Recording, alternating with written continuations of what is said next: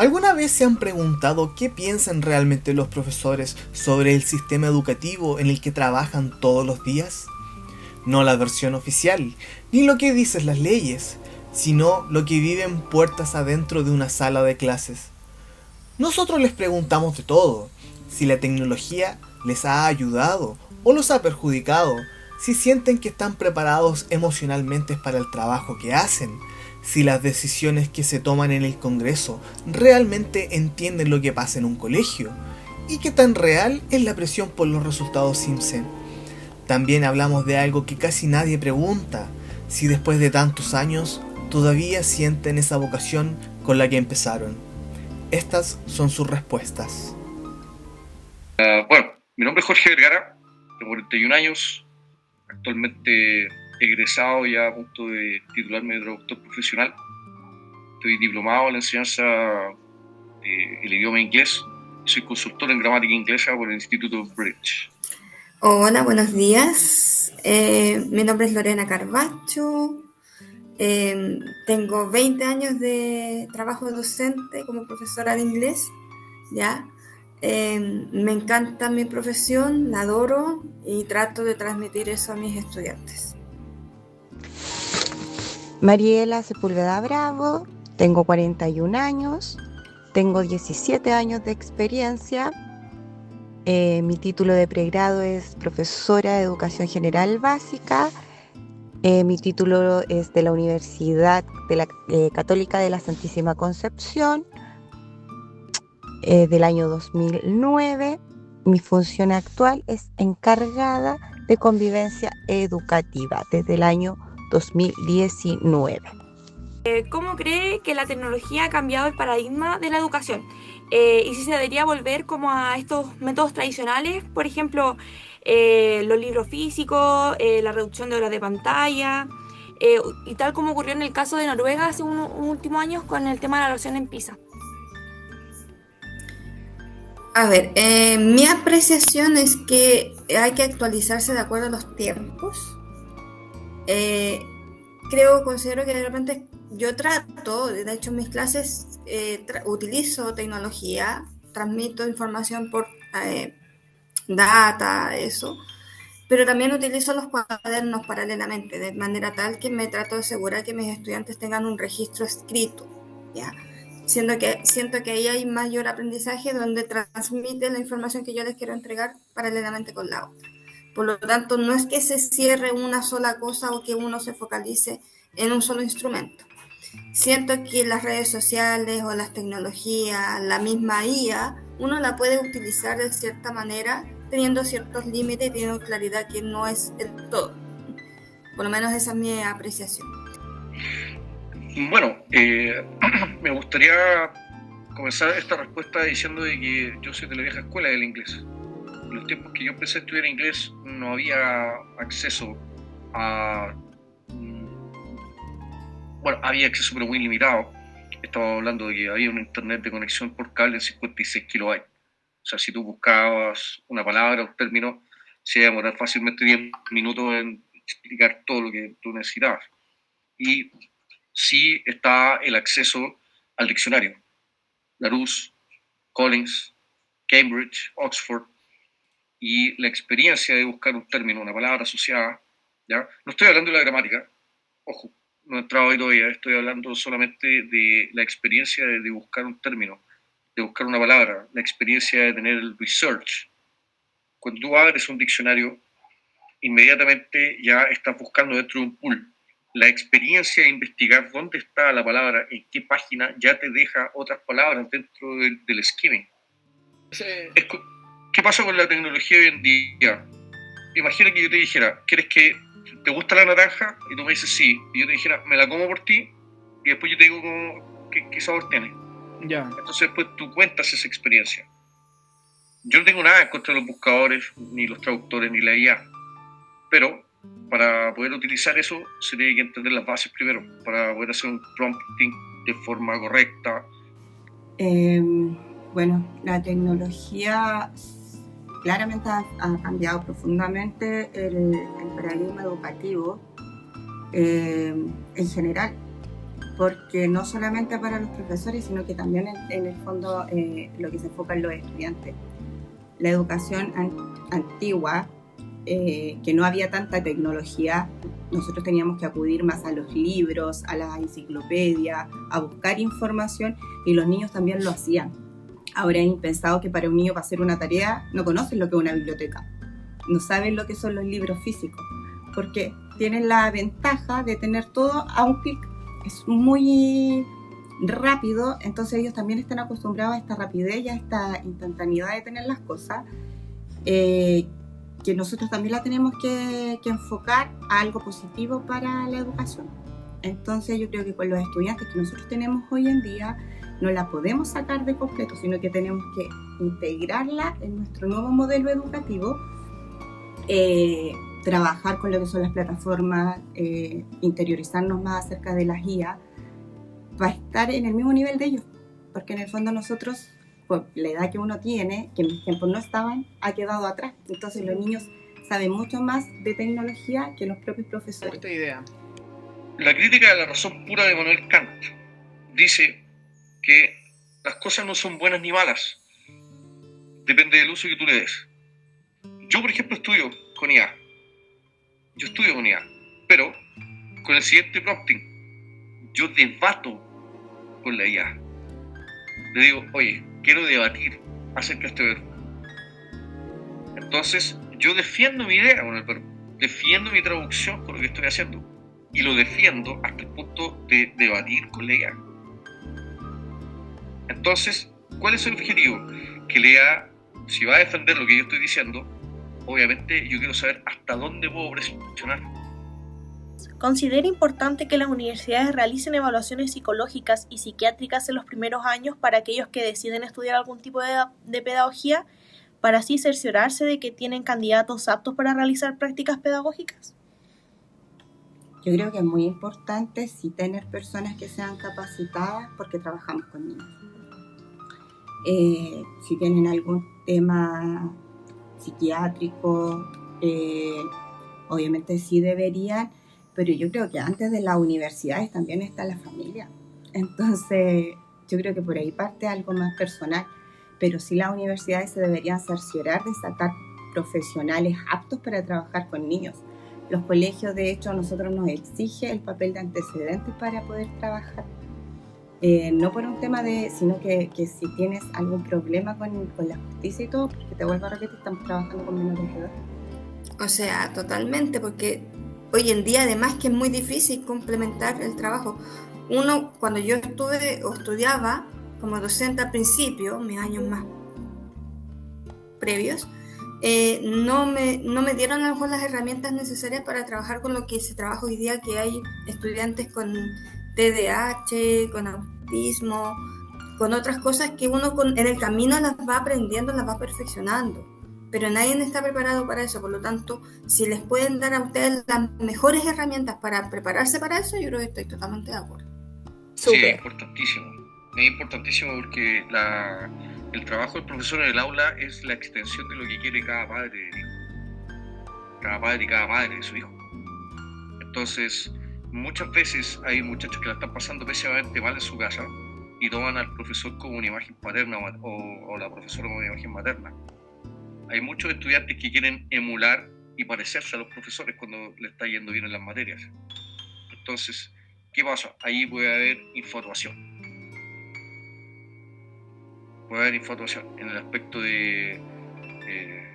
yo como profesor de inglés admiro mucho al maestro Shakespeare, pero si hay algún estudiante que me dice, sabe profesor, me carga Shakespeare porque lo encuentro, no sé, podemos decir demasiado sensible, o a lo mejor el soliloquio de Hamlet, la verdad que no me hace sentir bien. Yo creo que Shakespeare no fue un gran dramaturgo, no es un gran escritor, fantástico, no hay ningún problema. Ahora, ¿qué pasa? Si yo me llegase a enojar con eso, no estoy preparado para ser docente.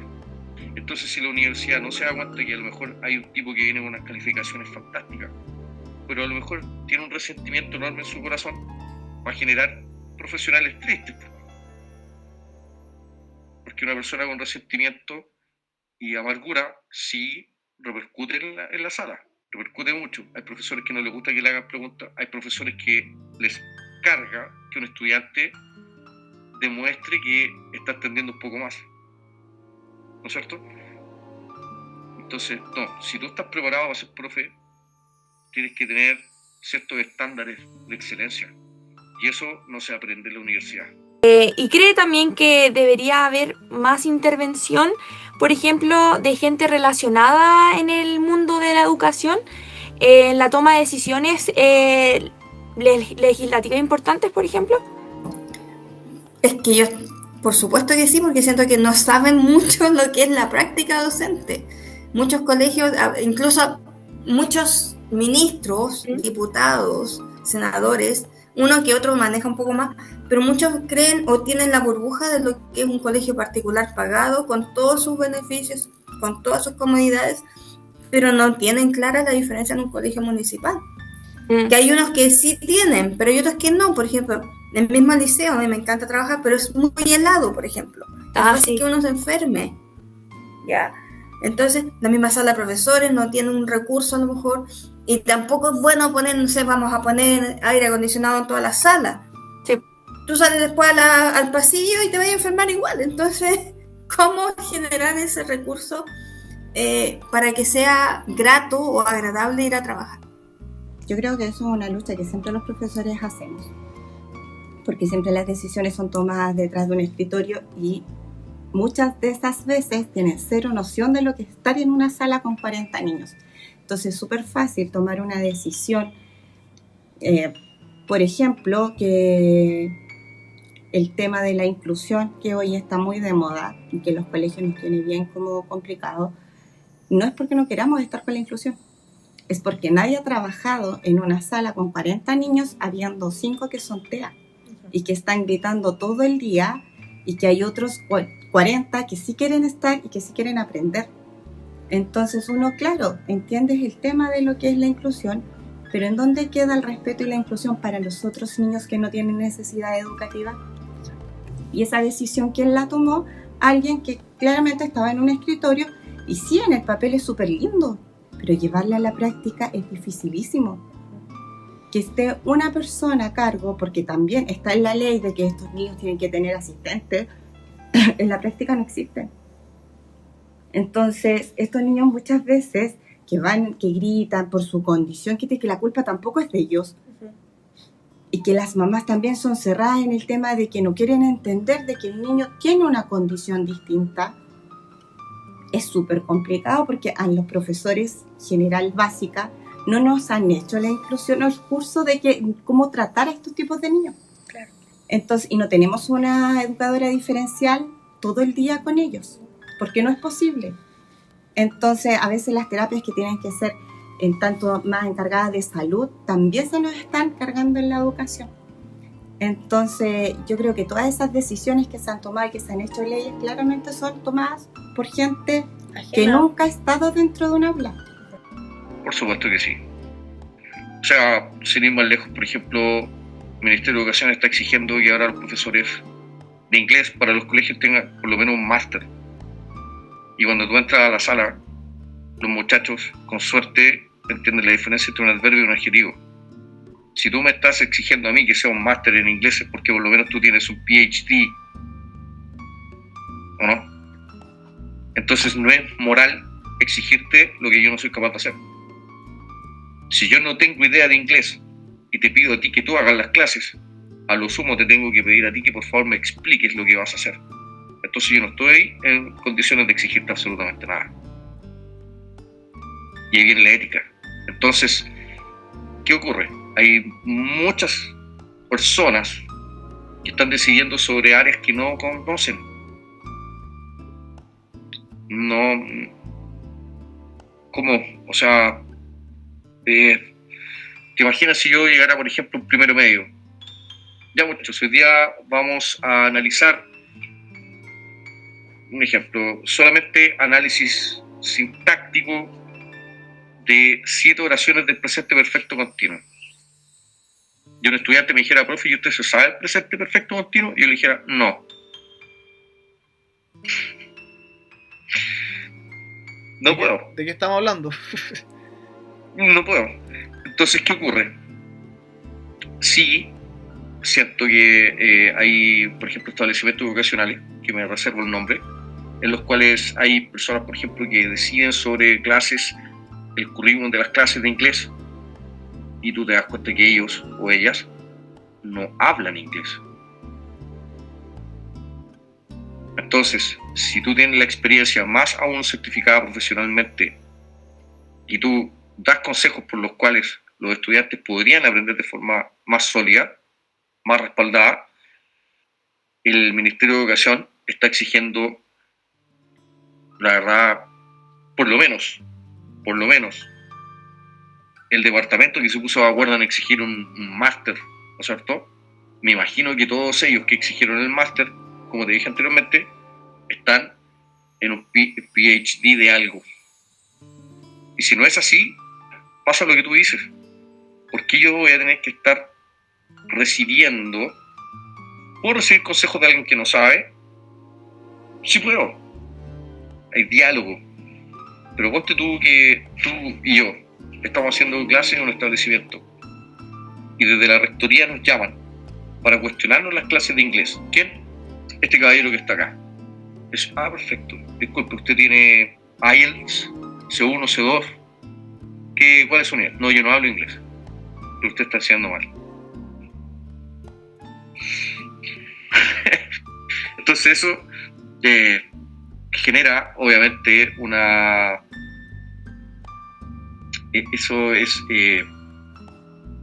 total y absolutamente desmotivador, tanto para los estudiantes como para los profesores.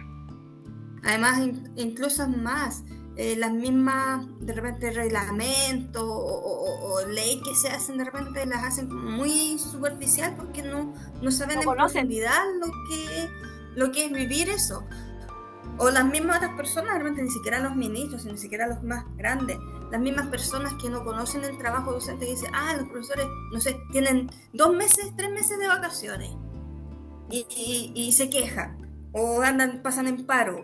Entonces, no tienen idea lo que es nuestro trabajo el día a día, el estar, no sé, parada a las 8 de la mañana haciendo una clase de 90 minutos, después 20 minutos de recreo, que un cafecito, después lo mismo, y que después tú llegas a tu casa y sigues preparando un material, sigues revisando o no te desconectas, porque a veces las mismas estudiantes te escriben o te mandan un correo, ¿qué pasó esto? Entonces uno está así como, entonces no deja su trabajo laboral después de su horario laboral, que muchas otras personas sí lo tienen.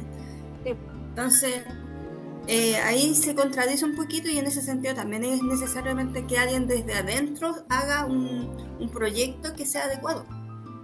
A lo largo de tu experiencia como docente, ¿cómo ha cambiado tu forma de entender la educación?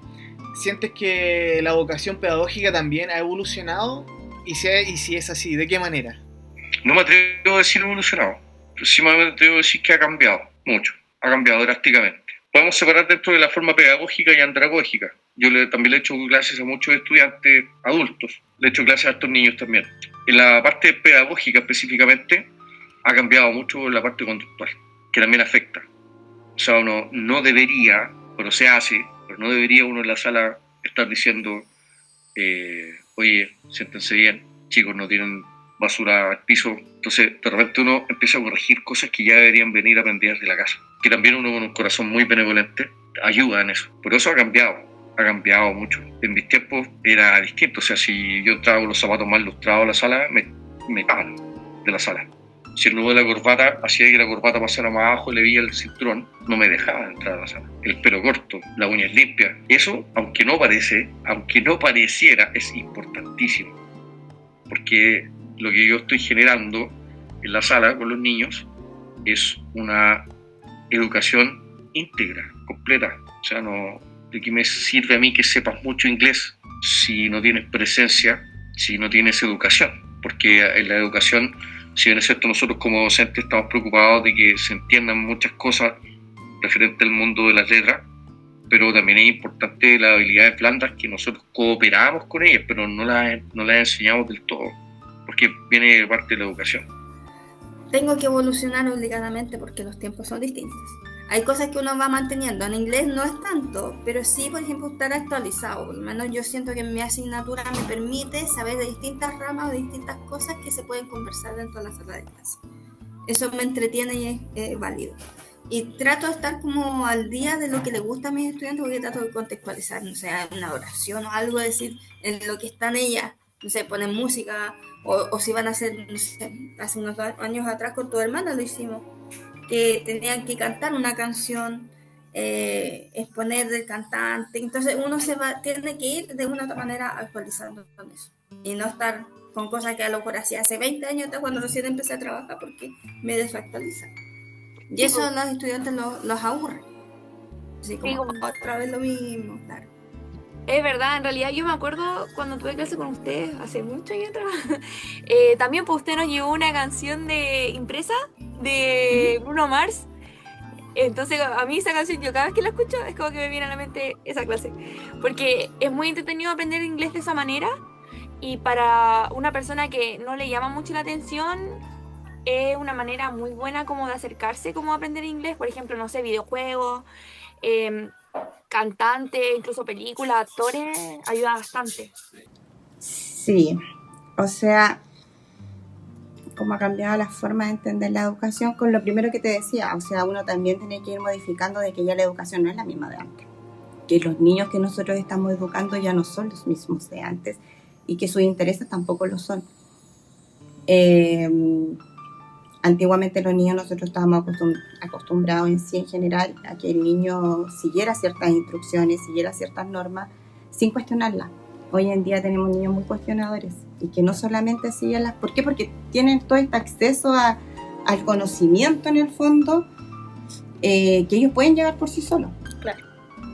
Lo que falta es la pega que hace el profesor de que encamine este conocimiento para que te llegue de buena forma.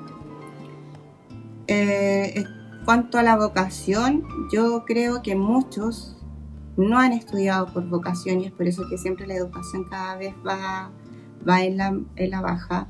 En mi caso, tantos años que llevo trabajando, creo que sigo en lo mismo porque no me veo haciendo otra cosa, porque me gusta lo que hago, pero cada vez uno se desilusiona más del sistema también. Entonces yo creo que por eso también hay muchos profesores que desertan del tema, porque quizás la vocación que tenían no era tal nomás, y tampoco están dispuestos a entregar tanto para recibir tan poco. Entonces yo creo que eso es lo que a uno le cuestiona siempre. Pero como te digo, yo creo que cuando uno es profe de verdadera vocación, no se ve haciendo otra cosa que no es trabajando con niños. A partir de su experiencia con la carrera docente, ¿usted igual siente alguna presión o tensión frente a su desempeño como docente? Por El tema supuesto del que sí. incentivo. Lamentablemente sí, porque a veces a los docentes no les va bien, hay castigo, o hay castigo monetario, o te miran menos entre tus mismos pares, los mismos docentes, hay mucha competencia entre los mismos docentes, lo queramos o no. Bueno, yo tengo que ser súper transparente que en el colegio que hice clases, el salario era brutalmente bueno, muy bueno, porque el sostenedor del colegio se preocupaba, obviamente, de hacer el tema de alta calidad, ¿ya? Pero también me tocó trabajar en un establecimiento que era miserable, o sea, miserable, para todo el esfuerzo que hace un profesor. Entonces siento que la evaluación docente es muy subjetiva, demasiado subjetiva. La evaluación docente siempre tendría que ser de forma objetiva por números. O sea, se ve, por ejemplo, no, es que el profe es muy bueno porque ningún estudiante está reprobado. Rarísimo, rarísimo. O sea, si todos tus estudiantes tienen promedio sobre 6, tus clases están raras. O sea, ¿estás enseñando o estás regalando la información? Porque también tiene que haber, obviamente, lo que conversamos al principio de esta reunión. Si yo veo a un estudiante que es bueno, lo voy a apretar.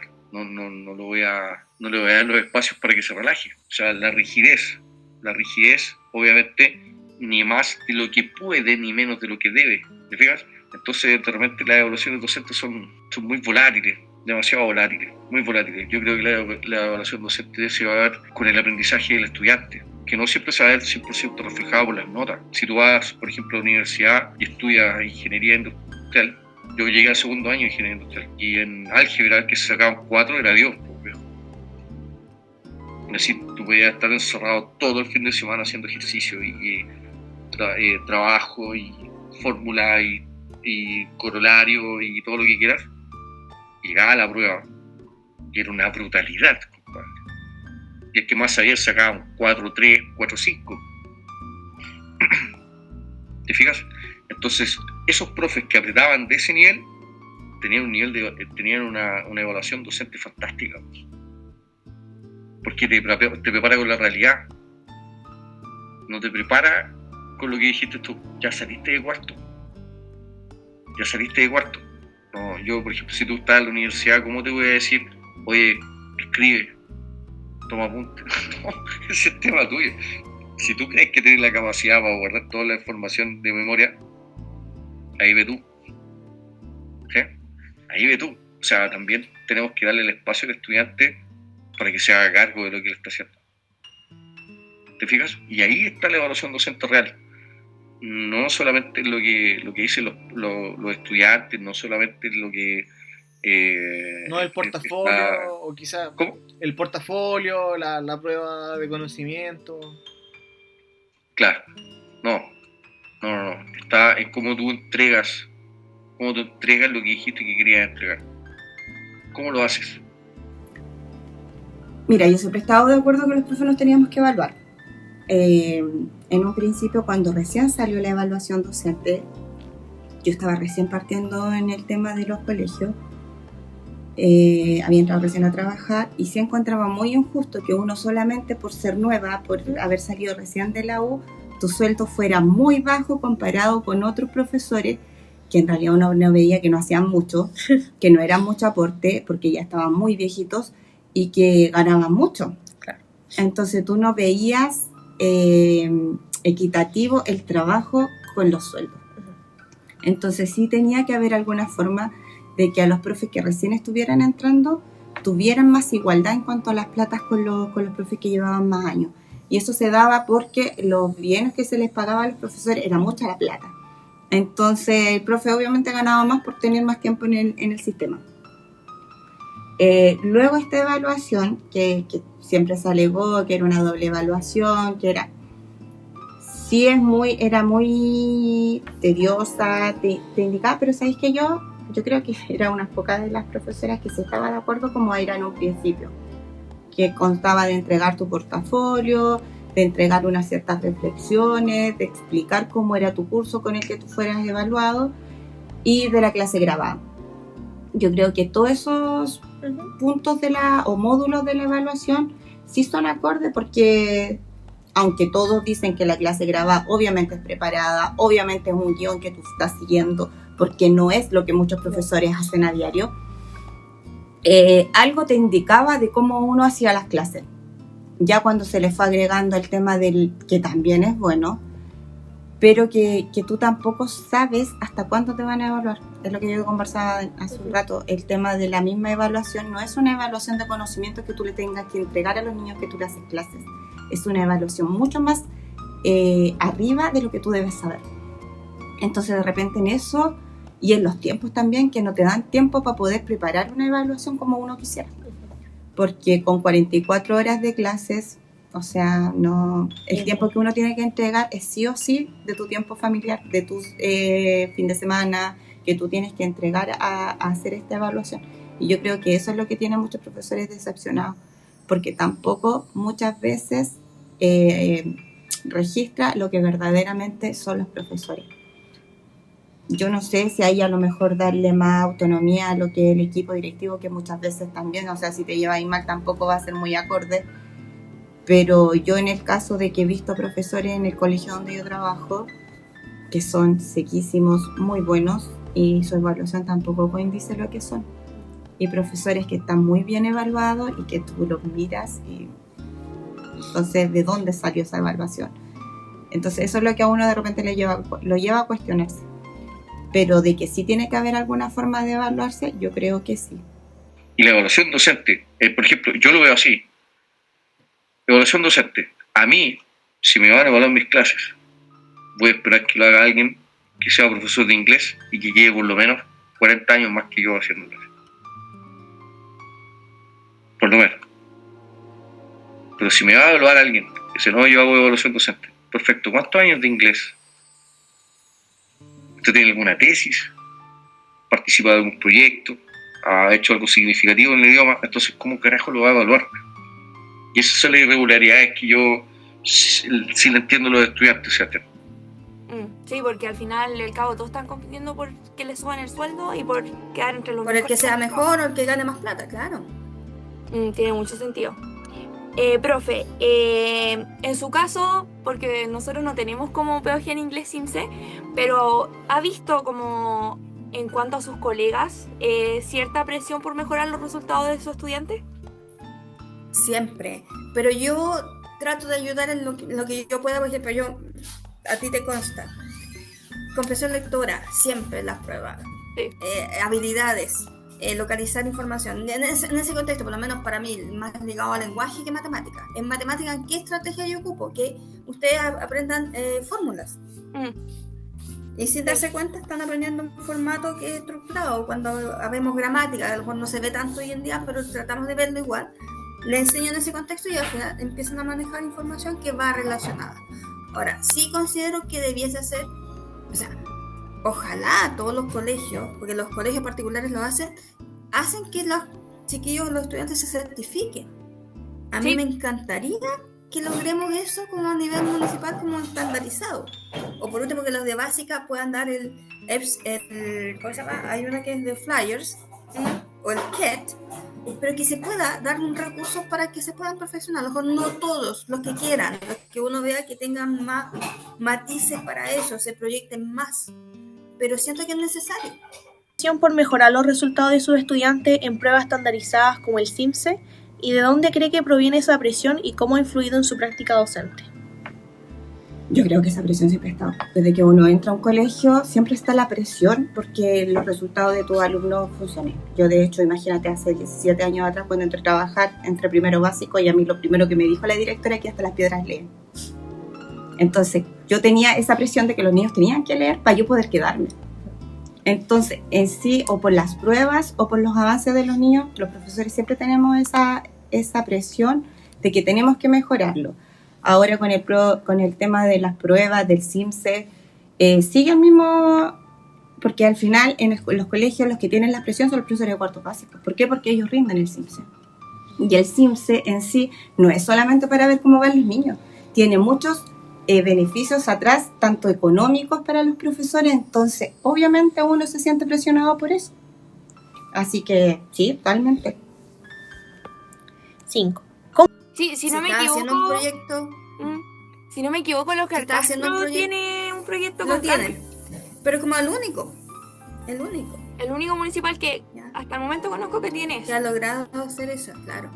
Pero los demás municipales no. Pero igual es caro, no es un recurso que sea fácil de entregar. Pero Fe, ¿y usted, por ejemplo, de dónde cree que proviene toda esta presión como del tema de mejorar estos resultados del CIMSE? Porque tiene varios factores, más lo involucra plata. Y por un tema de nombre. Porque claro, el liceo niña sacó buenos puntajes, tiene excelencia académica, te crea competencia. Y al momento de matricularte en un colegio, ¿qué es lo que va a ver como papá? Un colegio que sea más de elite, donde tú vas a decir, aquí va a aprender. Tiene excelencia. O lo que es la meta nuestra, que es la excelencia, que es que lleguen ustedes a la universidad. ¿Y eso qué te da? Tú puedes decir maravillas del liceo, mostrar maravillas del liceo, pero si no ves un resultado concreto, que es lo que espera la gente, no vaya a resultar nada. Tiene mucho sentido en realidad eso, sí. Es verdad, como que yo me acuerdo cuando salí de cuarto medio y supe mis resultados, como que me tocó ir al liceo, no recuerdo por qué, y lo primero que me preguntaron la profe Magali fue ¿en qué universidad quedó? ¿Qué puntaje sacó? Y hoy en día igual está pasando mucho que las mismas chiquillas de cuarto de este año, por ejemplo, no todas esperan entrar a la universidad. Y, por ejemplo, a nosotros, ¿qué nos ha repercutido? Los resultados PAES. Nos va muy bien en el CIMSE, pero en las PAES no, porque no todas quedan o no todas tienen como la meta de la universidad. ¿Cómo cree que el sistema de financiamiento de los establecimientos influye como en las decisiones pedagógicas o de gestión? Por ejemplo, ¿piensa que las desigualdades que se dan ante estos establecimientos afectan a las oportunidades como de aprendizaje de los estudiantes? y, por ejemplo, de qué manera? Claro que sí, y en distintos factores. Por ejemplo, algo súper concreto. En el caso nuestro, nos cuesta mucho tener matrícula de séptimo básico. Mm. ¿Por qué? Porque si pensamos en los colegios municipales, todos los municipales no son todos iguales, Mm. siendo que el empleador es el mismo. Entonces ahí siento que desde arriba deberían tener todo parejo. O los colegios básicos, todos de primero a sexto básico, para que los demás tengan, los liceos tengan de séptimo a cuarto. O, no sé, en el caso de los Calcatos, que tiene cuántos cursos de séptimo, Tiene aminorar eso, harto. es decir, no, tiene límite de tantos cursos para que los otros colegios tengan. Si no les quita. Y eso crea una competencia dentro de nuestro mismo nivel. A ver, para empezar, el tema de los financiamientos de los colegios, por lo menos de los municipales, que es la realidad que yo conozco, le pagan la subvención por niño que asista a clase, ni siquiera es por niño matriculado. Por lo tanto, es tanta la lucha por la asistencia que los niños vayan, porque obviamente así se tiene la subvención general, que con eso se paga a todos los profesores y se entrega por los colegios. Como yo trabajo en la corporación, también a ellos les llega no solamente la subvención general, sino que también una subvención especial, que es la SEP, que solamente es para los niños que son de más bajos recursos. Que hoy en día también eso ha cambiado, porque la ficha de protección social de los niños también ha subido, entonces ya no son los vulnerables ni prioritarios, sino que ahora pasan a ser preferentes, y ahí ya inmediatamente les cortan el tema de las platas. Ahí uno ve que obviamente es injusto, porque deberían, a mi parecer, haber financiamientos parejos para cada uno de los establecimientos dependiendo de la matrícula. Sí tiene que haber ese juego, porque un colegio que tiene 200 niños no va a tener la misma necesidad de un colegio que tiene 1000. Pero yo creo que deberían ser estos pagos por matrícula y no por asistencia, porque muchos de estos niños que uno trabaja son muy vulnerables y no solamente faltan porque no quieren ir a clases, ellos faltan porque muchas veces no tienen los recursos para ir a clases. Ya, profe, esas son las preguntas. Muchas gracias por compartir su experiencia y su tiempo que nos dedicó, porque en realidad consideramos muy importante esta entrevista por el mismo tema de que nosotros vamos a ser profe de inglés en un futuro y al final eso es lo importante. Sí, pues no, que te vaya súper, súper bien. Cualquier cosa, aquí estamos. Gracias, profe. Muchas gracias por tu tiempo, o sea, agradecido de corazón. Muchas gracias por compartir toda la experiencia, unas sabias palabras. Y por supuesto, estoy a tu disposición y a todo tu equipo, y estoy seguro que pero 100% seguro, fuera de dudas, que va a ser un tremendo profesional. Gracias, César.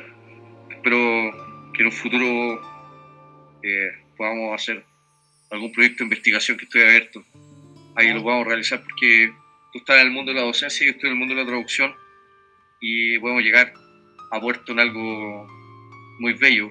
Siempre estoy abierto al perfeccionamiento.